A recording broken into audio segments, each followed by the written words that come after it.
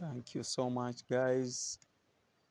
It's been a while. I've not been posting, uh, but again, I'm so grateful that you have been following what I'm posting. So this time round, I've come up with a new idea for you as a farmer, because I consider everyone who is watching my documentations, I consider that person a farmer, and I want him or her to walk the path of a farmer, to put on the shoes of a farmer. And in this documentation, uh, we will be dealing more and more with practical things that which you have been hearing from friends and reading from books or any other thing. Here we are looking at it in the practical way. So keep sharing the information, keep learning, keep on learning. Farming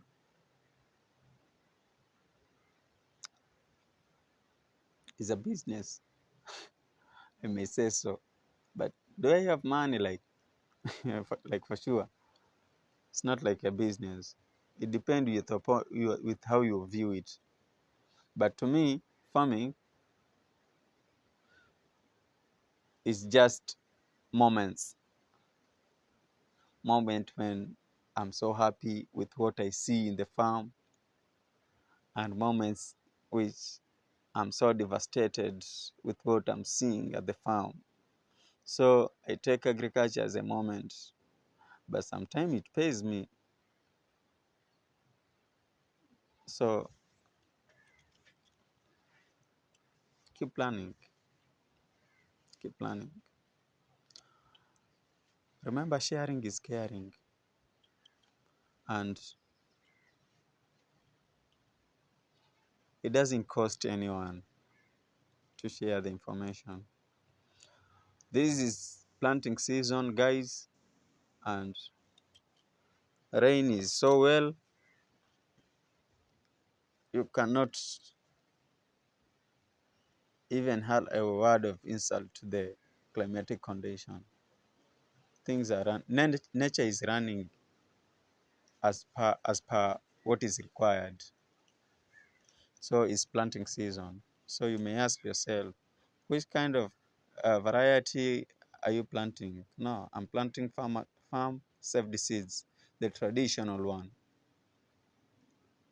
So I save my seeds by myself, because one concept that I want to introduce to you, that you people, you have been lied by these breeders, is you cannot replant a variety coming season. Like hybrid seed cannot be replanted for the next season. That's a lie. That's a lie. Pure lie. Those people are doing it for marketing. And let me explain this scientifically. Adaptation takes time. For a plant to adapt to a certain climatic condition, it has to be there. It has to have been there for quite a period of time. Now, when you plant maize this season, the next season you plant the same. The next season you plant the same, like 4 or 5 times. Then the result from that maize variety, coming the 4th and the 5th year, if the amount of inputs you put at the first season is the same amount of inputs you put the fifth season, then trust me, the result will be immeasurable, because that kind of variety has been there in that field for quite a period of time. So it has adapted to weather conditions, it is adapted to the pests and diseases which are present in that particular area, and it is adapted to so many things that you cannot even explain. The only reason you may fail with that is the first season you planted the maize, the soil was maybe fertile. The second season, you didn't add any fertilizer or organic fertilizers. So the soil is now fed up when it comes to nutrients capacity. So that is when you can say, oh, this variety is bad, or any other thing you can insult on that. But the soil is now weak than the first season. That is the only reason, that is the only explanation you have to get from breeding. Another thing is uh, small scale farmers. You need to understand this. Small scale farmers. A field, you need to intercrop two, two kind of plants. Let's say maize, green grams, maize, cowpeas, maize, beans, maize, or and maize, any other thing, or millet. As in, you need to intercrop a cereal and a leguminous plant. That is when there will be a replenish of things. Yeah. The other thing that we should talk about is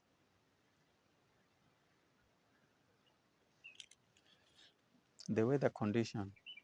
There are things you can control, but there are things which you might think of controlling, but it is far beyond your imaginations, far beyond your control.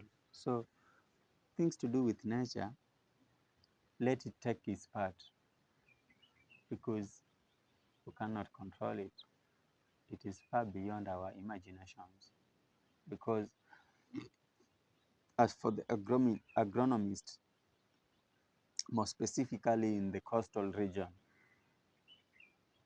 agronomist will tell you different sorts of information that will never happen, and will never ask them a question.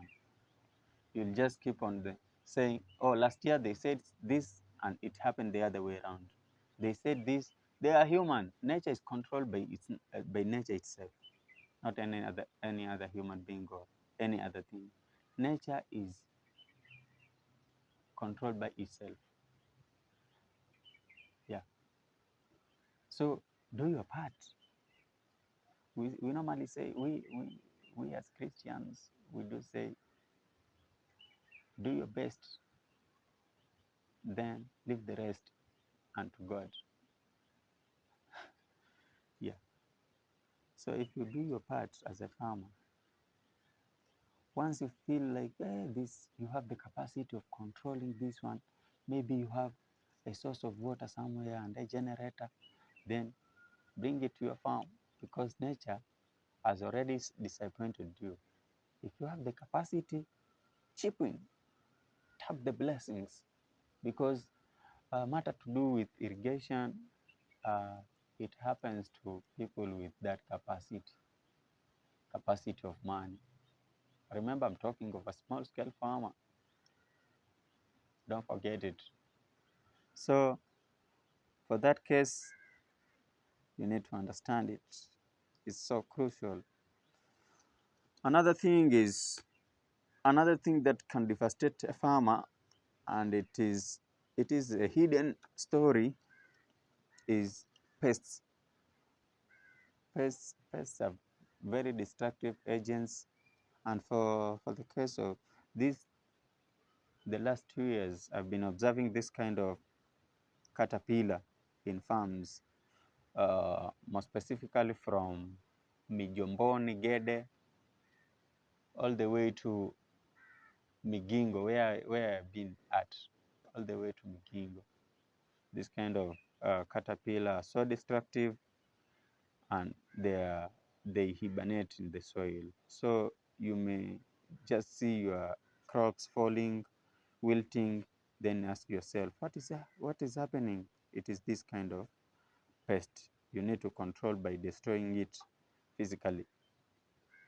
Then keep watching, guys. I have so more important tips that I have to share with you. Meanwhile, I'm so grateful that you keep following me. All I want to urge you is share the information. Sharing is caring. Let's learn together. And by so doing, I'll be doing a lot of research to make you cope with what I'm doing at home. So thank you so much and have a nice time.